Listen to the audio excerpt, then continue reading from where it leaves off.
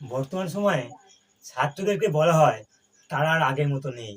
ছাত্রদের মন মানসিকতা পরিবর্তন হয়ে গেছে। বস্তুপক্ষে তাই হয়েছে। কিন্তু শিক্ষকদেরও মান অত্যন্ত নিচে নেমে গেছে।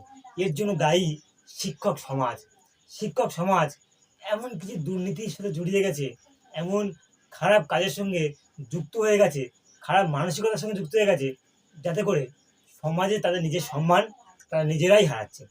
সমাজে সম্মান দিলে সম্মান পাওয়া যায়, কিন্তু সেই মান তারা রাখতে পারছে না। বিভিন্ন দুর্নীতির সঙ্গে, বিভিন্ন খারাপ কাজের সঙ্গে তারা যুক্ত হয়ে গেছে। আমরা সোশ্যাল মিডিয়ায় একটি বিজ্ঞপ্তি দেখেছি, একটি কাজের নিয়োগের বিজ্ঞপ্তি।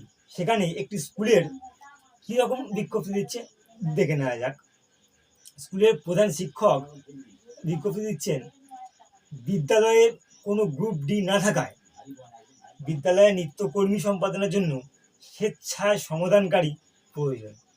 সহৃদয় ব্যক্তির আগামী 31শে জুলাইয়ের মধ্যে বিদ্যালয় অফিসে যোগাযোগ করার জন্য অনুরোধ করা হচ্ছে। একটি স্কুলের গ্রুপ ডি কর্মী নিয়োগের জন্য তারা বলছে স্বেচ্ছায় সমাধানকারী কেউ যদি থাকে সহৃদয়বান, তিনি যেন যোগাযোগ করেন। অর্থাৎ একজন সেই স্কুলে গিয়ে বেগার খাটবেন, আর শিক্ষকরা তাদের দিয়ে খাটিয়ে নেবেন, কিন্তু বিনিময়ে কোনো টাকা দেবে না। এভাবে কি হয়? শিক্ষকদের মানবিকতা আজ কোথায়? প্রধান শিক্ষক মহাশয় এই বিজ্ঞপ্তিটি দিয়েছেন।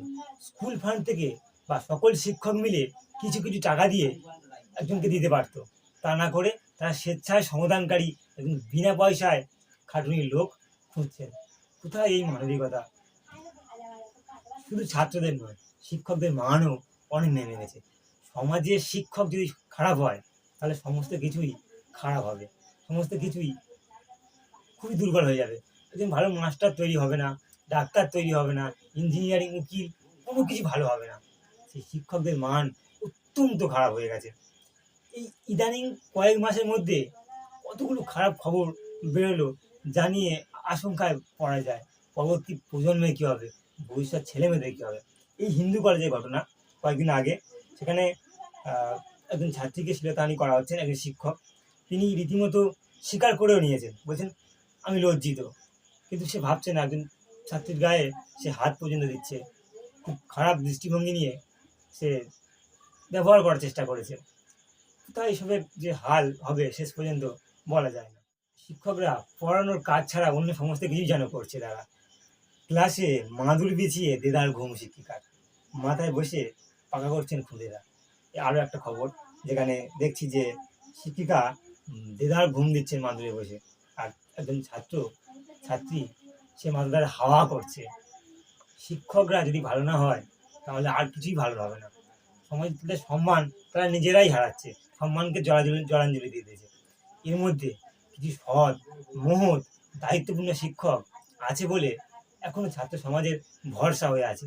ছাত্ররা এখনো ভালো স্বপ্ন দেখতে পারে, ভালো চিন্তা করতে পারে। সেই সমস্ত শিক্ষকদের অবশ্যই প্রণাম। তারা আরও ভালো দায়িত্বপূর্ণ করুক, আরও ভালো ছাত্রদের গড়ে তুলুক, তারাও ভালো থাক। পরবর্তী যারা প্রজন্মের শিক্ষকতার পেশায় আসবে, তাদের ভালো মানসিকতা তৈরি হোক, তারা ভালো মানসিকতা তৈরি করুক। ভালো শিক্ষকদের তো এগিয়ে আসতেই হবে, এবং যারা সমাজ সচেতন মানুষ, তারাও এগিয়ে আসুক। ভবিষ্যৎ যারা শিক্ষক হবে, তারাও ভালো চিন্তাভাবনা নিয়ে পড়াশোনা করুক। আর যারা খারাপ কাজের সঙ্গে যুক্ত আছে, সেই সমস্ত শিক্ষকদের খুঁজে খুঁজে বের করে স্কুল থেকে বাদ দেওয়া দরকার। নাহলে শিক্ষা ব্যবস্থাটাই পচে যাবে। অনেকগুলো আলুর বস্তার মধ্যে একটা পচা আলু থাকলে যেমন পচিয়ে দেয়, এই সমস্ত শিক্ষকগুলো তেমন সমাজের কাছে খারাপ বার্তা যাচ্ছে। শিক্ষক সমাজটাকে দূষিত করে দিচ্ছে এরা। এদেরকে বেছে বেছে অবশ্যই বাদ দেওয়া প্রয়োজন।